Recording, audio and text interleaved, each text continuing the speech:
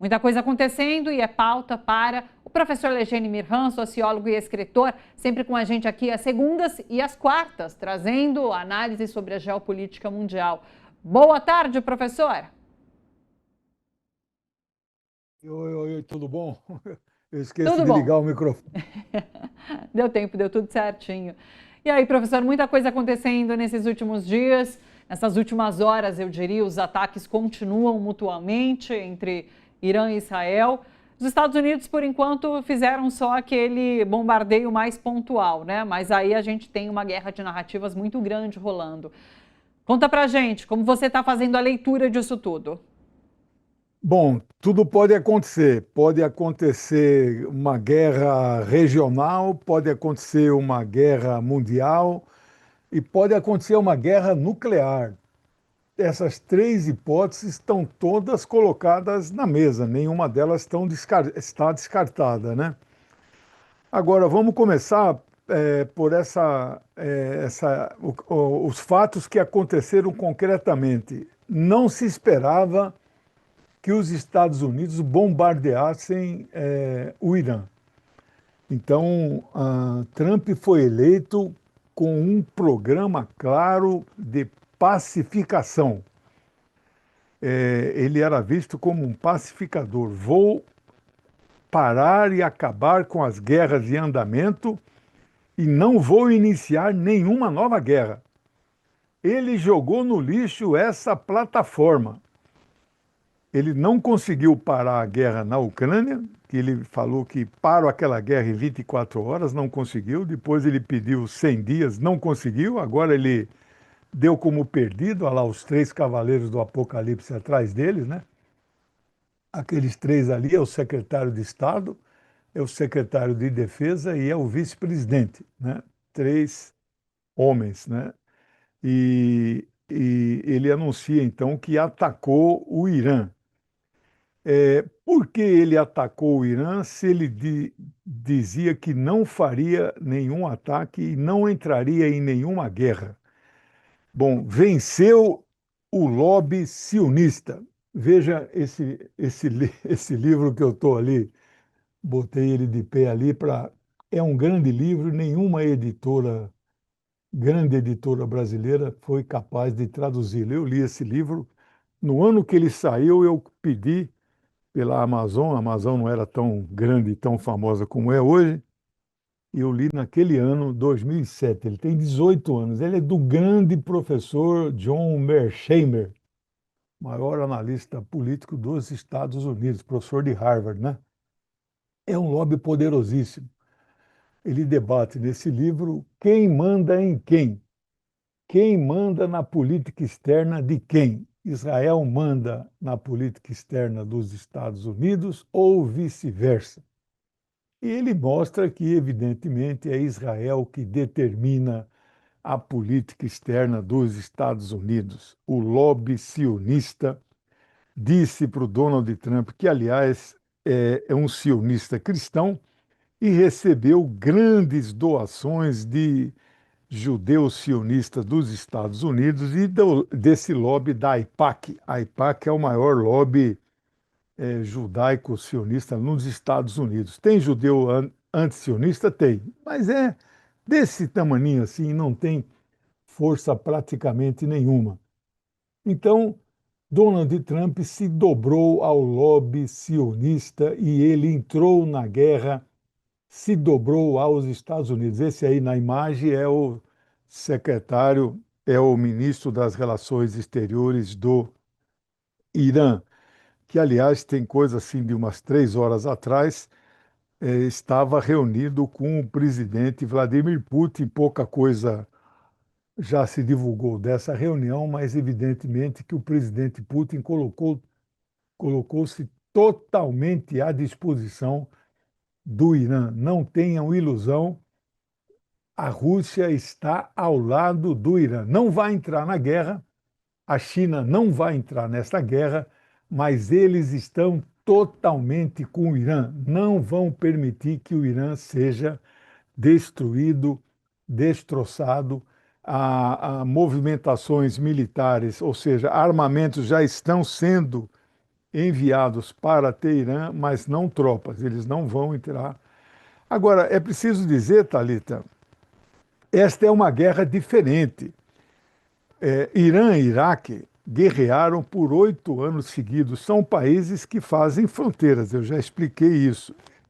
Israel não tem nenhuma fronteira com o Irã. Ao contrário, são 3.000 quilômetros, mais ou menos. Então, os jatos israelenses que bombardeiam Teherã, agora acabei de ver a manchete do principal jornal israelense, que é o Haaretz, que eu sou assinante, eles dizem que bombardearam vários pontos estratégicos de Teherã. Como é que eles fazem isso? Eles não têm autonomia para ir até lá e voltar, eles têm que ser reabastecidos no ar. Também já expliquei isso. Eles não precisam entrar no espaço aéreo iraniano. Eles chegam próximo, disparam os seus mísseis, que têm um longo alcance, e voltam. Portanto, eles ficam fora do alcance, digamos, da aviação iraniana e mesmo às vezes até da artilharia antiaérea iraniana. Então, eles escapam desse ataque. Então, muitos desses mísseis que são disparados da aviação israelense atingem, de fato, alvos. Agora, eu acabei de receber, Thalita, uma mensagem da Guarda Revolucionária Iraniana. Tel Aviv virou uma cidade fantasma. Quase ninguém mais fica na cidade. Então, as pessoas saem de lá, já estão saindo, ou então estão vivendo no subsolo. Também acabei de ver agora uma matéria, Tel Aviv e outras cidades israelenses, eles têm casamatas construídas no subsolo. E isso já vem de muitos anos, porque Israel sempre se precaviu, né? Eles sempre previram, digamos, a possibilidade da guerra, não com o Irã, mas com a Síria, com o Líbano, com esses países vizinhos, que eles sempre guerrearam e então um dia eles sempre imaginaram que poderiam fazer essa guerra. E a guerra chegou não com o país árabe, mas com, olha lá, outdoors agradecendo ao ataque que eles pediram e o Donald Trump atendeu. Então eles estão morando embaixo da cidade, né, Sim. no subsolo das cidades, né? Então eles virou assim, saiu da rotina, virou uma cidade anômala, completamente fora da rotina. Então essa é a realidade. As sirenes não param de tocar no país inteiro. Estima-se que dos 9 milhões de habitantes, às vezes 8 milhões chegam a habitar aí para essas casamatas, esses bunkers, para se proteger, porque o enxame, eles chamam de barragens de mísseis, chega a atingir quase todo o território israelense. Essa guerra, que eu disse que não será uma guerra longa, e não será mesmo, eu vou dizer pelo que motivo. Se depender do Irã, esta é uma guerra que pode durar 6 meses, né? Por quê? É uma guerra de mísseis. É uma guerra não tanto de aviões, porque o Irã não detém uma força aérea tão grande quanto Israel. Mas o Irã fala-se oficialmente que tem 3.000 mísseis, mas é provável que tenha 3 vezes mais do que isso. Israel não tem essa quantidade de mísseis, mas nem de longe nisso. Então, esta é uma guerra que vai vencer quem tem os mísseis mais poderosos e de maior alcance. Israel não tem mísseis. E o sistema antimísseis de Israel, que é o Iron Dome, é o sistema Arrows, é o sistema Funda de Davi e é o sistema Rafael Defense, esses sistemas estão falhando. Não é? Hoje debocharam do sistema Iron Dome, né? Que na verdade não é um domo de proteção, né? É uma peneira, né? Porque está passando muitos mísseis do Irã estão passando, eles não estão protegendo, né? Porque a infraestrutura, os mísseis que protegem pode ser bom, mas a infraestrutura, né, não é boa e depende de reabastecimento dos Estados Unidos. Os Estados Unidos, então, não estão dando essa guarida para Israel. Então, Israel, por isso que eles precisam dos Estados Unidos entrar totalmente na guerra. E só atacar o Irã não é entrar totalmente na guerra. Então, Israel está sozinho. Israel não aguenta essa guerra, talvez mais 2 semanas no máximo. Por isso que eu tenho falado essa guerra no máximo de 2 semanas. Quero finalizar, eu sei que você deve ter perguntas. Logo no primeiro dia do conflito, até antes dos primeiros disparos, eu dizia que duas possibilidades iriam acontecer e elas estão se confirmando, né? Um ataque ao Irã, que acabou acontecendo por parte de Israel e agora dos Estados Unidos, acarretaria a saída do Irã do TNP. TNP é o Tratado de Não Proliferação de Armas Nucleares, né?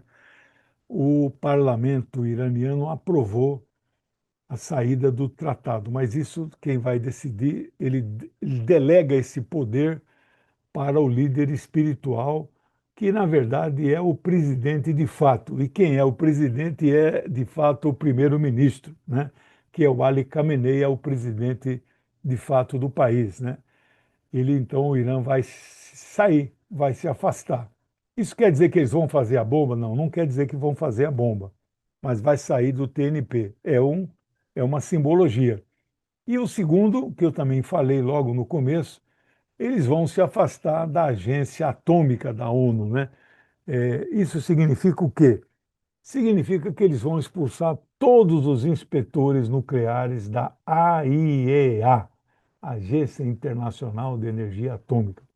Ou seja, eles vão ficar sem nenhuma informação privilegiada de dentro de todos os reatores e centrais nucleares. Vamos ver como é que isso vai se desenrolar. Eu tenho algumas atualizações desses últimos minutos em relação a essa guerra e queria compartilhar aqui para a gente continuar na leitura, professor. Primeiro que uma chuva de ataques israelense atingiu o sul do Líbano há 8 minutos, atualizações da Al Jazeera. Então, assim, a gente pode entender que esses ataques se expandem ali no Oriente Médio, não só agora somente no Irã. E uma notícia também importante, a partir da agência estatal do Irã, a Mer News, informando que uma base militar americana na Síria foi atacada.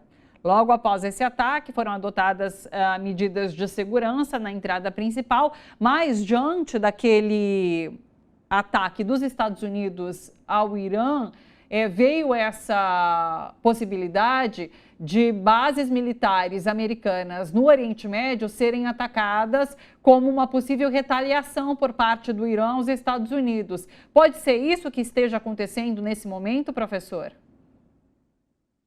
Eu não entendi a pergunta, desculpe, Thalita. A Uma pergunta é. base militar americana na Síria foi atacada. E a Ah, gente teve, a partir desse ataque dos Estados Unidos, uma possibilidade de retaliação por parte do Irã, ah, sendo esse ah, ataque às bases militares. não, já é a retaliação, mas isso aí é muito pequenininho, porque essa base militar da Síria no Irã tem no máximo 500 soldados. Não, não, O não. Irã vai. Base militar americana na Síria. A- Americana, então, ela é muito Sim, pequenininha. O Irã vai retalhar a base militar que tem no Iraque, que tem 1.000, 2.000 soldados, e vai retalhar bases militares que tem ali nos países do Golfo. Tem 30.000 soldados no Golfo. Essa da Síria é pequenininha demais, né? Mas já sim. pode ser início da resposta de retaliação. Mas é muito pequenininha para ser uma retaliação, né? Mas você acredita que o Irã vai retaliar independentemente de O Irã qualquer. vai Sim, retalhar, o Irã vai retalhar de uma forma que eles dizem que vai ficar inesquecível. A guerra agora é contra os Estados Unidos e o líder declarou agora, há pouco, vocês começaram essa guerra, nós terminaremos essa guerra. O Irã vai enfrentar os Estados Unidos. É de uma coragem assim impressionante, né? Na sua avaliação, o conflito tende a rumar para onde, professor? Porque na semana passada a gente falava sobre a duração provável desse conflito, mas a gente tem esse objeto novo, né, que são os Estados Unidos entrando de fato na guerra. Os Estados Unidos entraram na guerra, mas a declaração que o Trump fez naquela cena que você mostrou ele com aqueles três cavaleiros do Apocalipse atrás, eles dizem o seguinte: entramos e paramos aqui, né? Aí, ó, essa cena aí, ó, demos o nosso recado e agora queremos o diálogo para a paz. Ou seja, eles bombardearam e agora queremos o diálogo.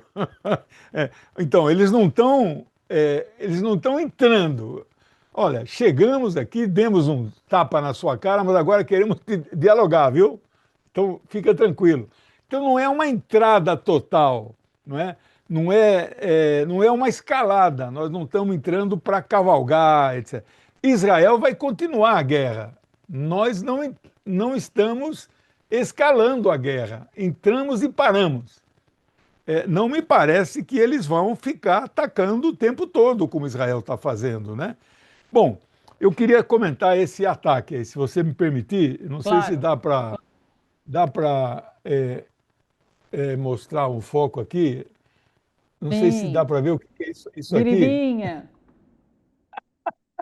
Quando eu era pequeno, isso aqui eu chamava de traque, né? Aqueles no salão assim, a gente jogava assim, traque, né? Esses ataques, Thalita, foi um traque, né? Não aconteceu nada em nenhuma das três centrais. Por quê? Essas três são as maiores, mas elas ficam a 90 metros de profundidade. E essas bombas têm uma sigla chama MOP,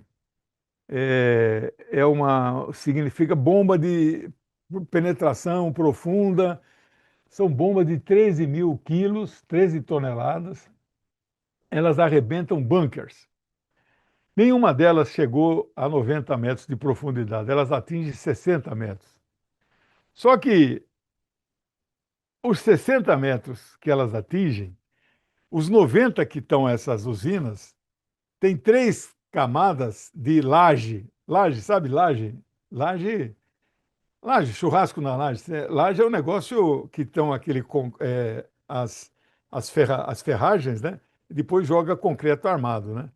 Não é só solo, não é solo. Tem laje, tem três níveis de laje.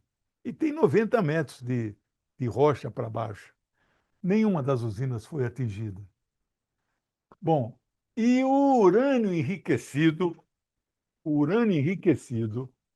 que estava em todas essas três usinas, em torno de 400 quilos, já tinham sido retirados antes. Essa civilização, Ciro o Grande, Thalita, Ciro o Grande, fundou o Império Persa 539 antes da Era Comum. Em, em 1971, os caras comemoraram 2.500 anos de Império, Thalita. É um povo antigo, só perde para o chinês em termos de antiguidade. É Professor, brincadeira, você acha? Ah, a gente recebeu inclusive um questionamento da Danila Fernandes de Almeida, que nos acompanha pela rede social, pelo YouTube, né? O ah, interesse é derrubar o presidente do Irã, o governo iraniano, na sua avaliação? sim, é verdade. Então, o Trump não falou isso o tempo todo, não. A declaração que o